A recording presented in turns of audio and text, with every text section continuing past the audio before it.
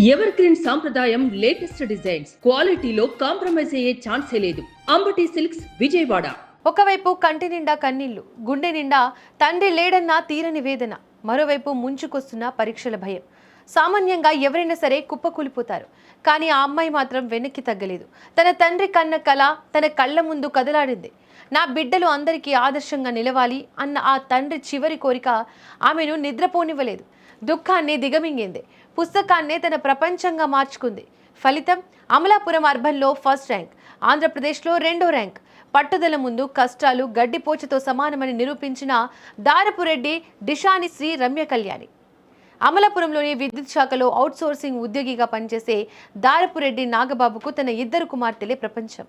రెక్కలు ముక్కలు చేసుకుని కష్టపడుతూ పెద్దమ్మాయిని డాక్టర్గా, చిన్నమ్మాయిని ఇంజనీర్గా చూడాలని తప్పించేవాడు.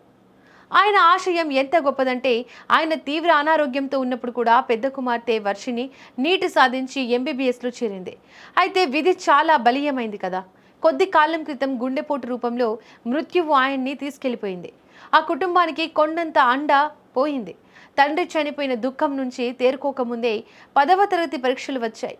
ఇంటి పెద్ద దిక్కు లేని ఆ సమయంలో కళ్యాణి మానసికంగా ఎంత కృంగిపోయి ఉంటుందో మనం ఊహించవచ్చు. కానీ ఆమె తల వంచలేదు. నాన్న భౌతికంగా లేకపోయినా ఆయన ఆశయం నాతోనే ఉంది అని నమ్మింది. మదర్ తెరిసా హై స్కూల్లో చదువుతున్న కళ్యాణి ప్రతిరోజు పుస్తకం తెరిస్తే తన నాన్న రూపమే కనిపిస్తోందని, ఆయన కోసమైనా చదవాలని పట్టుదలతో చదివింది. కన్నీళ్లు రాలినప్పుడల్లా తన నాన్న నవ్వుతున్న ముఖాన్ని గుర్తు చేసుకుంది. కష్టపడి పరీక్షలు రాసింది. నాగబాబు చిన్న కూతురు కళ్యాణి. ఫలితాలు వెలువడ్డాయి. కళ్యాణి సాధించిన మార్కులు చూసి అమలాపురం ఒక్కసారిగా ఆశ్చర్యపోయింది. ఏకంగా 596 మార్కులు. అమలాపురం అర్బన్లో మొదటి స్థానం, ఆంధ్రప్రదేశ్ మొత్తం మీద 2వ స్థానం సాధించి రికార్డు సృష్టించింది. ఈ విజయంలో తన తల్లి దేవి అందించిన ధైర్యం, పాఠశాల సిబ్బంది ప్రోత్సాహం మరువలేందని కళ్యాణి ఎంతో వినయంగా చెబుతోంది. ఆడపిల్ల అని చిన్న చూపు చూసే ఈ రోజుల్లో తన నాన్న ఆశయాన్ని నిలబెట్టి ఒక ఆణిముత్యంలా మెరిసింది ఈ విద్యార్థిని. చూసారుగా, ఆశయం గట్టిదైతే ఎదురయ్యే సమస్యలు గడ్డి పూసతో సమానం. రమ్య కళ్యాణి సాధించిన ఈ విజయం కేవలం మార్కులకు సంబంధించింది కాదు. అది ఒక కూతురు తన తండ్రికి ఇచ్చిన గొప్ప నివాళి.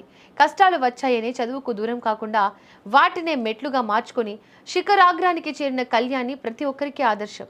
రమ్య కళ్యాణి మరిన్ని ఉన్నత శిఖరాలను అధిరోహించాలని ఆకాంక్షిద్దాం.